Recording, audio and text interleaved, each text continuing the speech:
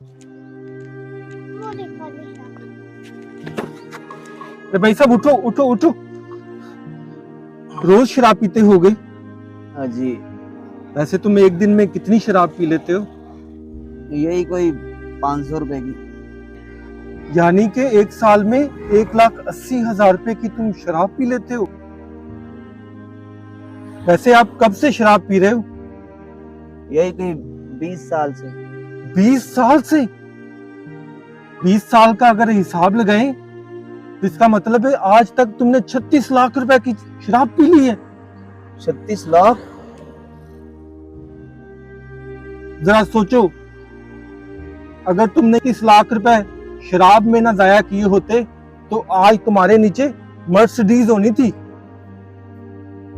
भाई आपने तो मेरी आंखें खोल दी, बहुत शुक्रिया।